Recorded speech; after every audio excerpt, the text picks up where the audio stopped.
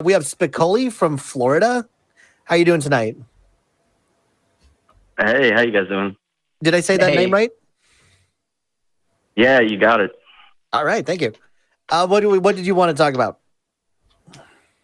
Well, mine was kind of a lot along the lines of I want to say the caller before last who was talking about vaccine hesitancy, basically, and lack of, really good information. I work for I work for a government bit there, and it's like I've just got so many coworkers who are, just so misinformed. It's almost, it's really upsetting. So are they like really hostile about it, like in your office place, or are they just kind of like talking about it and it's bothersome for sure? It's no. It's a pervasive thing where like they, will actively speak up against, such things. Yeah, it's really upsetting to see and hear. I'm thinking back to I worked for Whole Foods from November of 2020 to this past May when I finally just had enough. I was good at the job. The job was, manageable, but the company was just atrocious.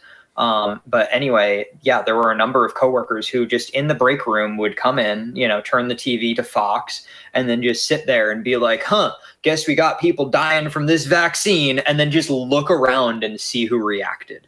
It was fucking insane. It was like literally, it was like trolling on Facebook, but in real life. It was really impressive to watch, actually. And I would never engage with them. I would always just kind of give them one of these, and then walk away because they weren't in my department. I didn't need to know them. We just happened to coexist in the same building. And if they're just going to be blatantly hostile from the start, that's not somebody who I need to talk to or have in my life. But I'd always let them know with my facial expressions exactly how uncomfortable they were making the entire room feel. And so if I have 2 cents for you, it's either speak up or find a way to let them know that, their narrative is not accepted by you.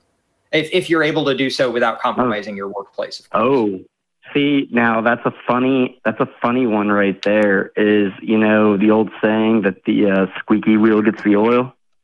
Yep. What the Japanese saying of that is the nail that sticks out gets hammered.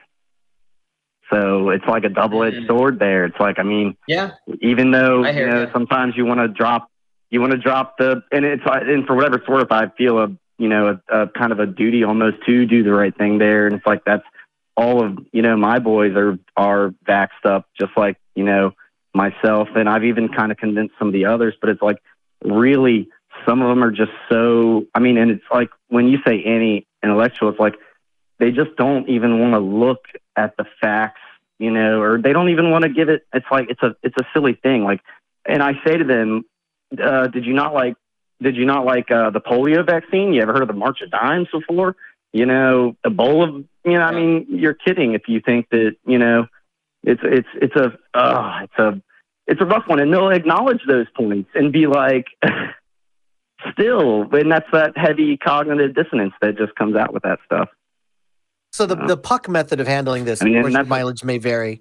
Like a direct blowout confrontation with these people in front of their audience usually won't go the way you think it's going to go. So I don't even like it. Like when they put us through call-in show host school, one of the first lessons they taught us is, you know what, you don't have to let someone have access to your base. If someone is on a call, is spitting out a whole bunch of vitriol and is not being an honest interlocutor, there's no reason to continue engaging with them. These people are loud, but they're in the minority. The most recent poll that I saw shows that most Americans actually support being fully vaccinated. So as much as they're willing to talk, then that's when you turn around and not addressing them, but then to talk to the other people and say, hey guys, I know that this seems to be popular on this particular television show. Let me show you the facts that I have, and let me show you the information I have and why I think this is a better way to do it.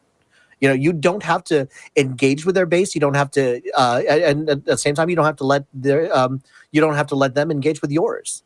What do you think about that? So, when it comes down to I agree for the most part with everything you say, but sometimes there comes an impasse where it's like, no matter what, you still have to engage here. And I'll give you a short example is that specifically we had somebody bail for an entire weekend and excuses ranged up and down the line of symptoms and wanted to just come back untested. And I mean, unfortunately, it falls on oneself to be like, I don't think this is right. And it's like, if you're going to expose me or anybody else, I'm just going to use some time off to maybe I'll isolate myself paid, that way. That's a rough go there. And for whatever it's worth, my, claims fell on, good ears. They, mandated a test for old boy and stuff like that. So it's like, ended up, speaking up ended up working out for the right thing for everyone, ultimately. Yeah, like I said, they're loud, but they're in the minority. I mean, more people support vaccination, more people support meaningful, especially if you're running a business or in the HR department of a business, where you have a vested interest in making sure that your workplace is safe. That would have been my next recommendation: is take it up with HR. But Martin has a different idea. All right. I was going to say I would never. Right. Are you guys ready? Are you guys ready for a heavy devil's advocate one? Because yeah, go ahead. I kind of argued this the other day, and believe it or not, I got a rough feedback. Is that we've been in this almost 2 years now, 1 year and 3/4. We're going to be in COVID-19 state here. And this is a tough one here. It's like I'm not in the demographic that is super, super susceptible to heavy duty COVID symptoms, right?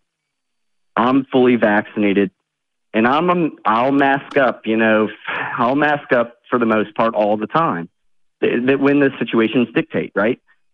Like at what point is one's personal health their own mandate and society has to function as it will?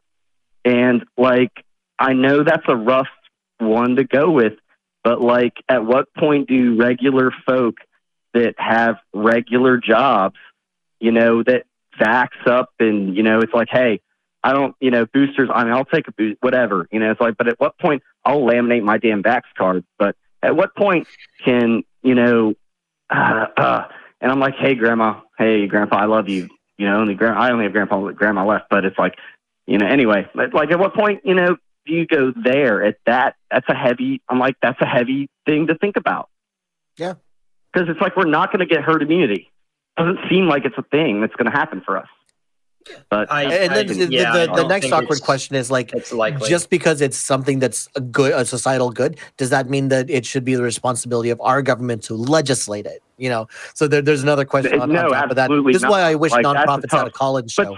But it's funny because one of my kind of, when I talked to the call screener, I was like, sometimes like virtue signaling is a thing in our society, and it's like at what point do we get down to the brass tacks of, how things are unfolding for us in real time versus like what the ramifications are, I guess, long term. It's like, and I don't have any answers really, but it's like, those are the kind of thoughts I'm like, damn, those are heavy ones. And it's like, anyway, sorry. Thank you very much for calling. It was great talking to you guys. Really, it was awesome. Yeah, thank you so much for calling. It was wonderful. And thank you for continuing to fight the good fight and to have the good conversations. And hopefully we can continue to be a good model for how to have these conversations outside the show.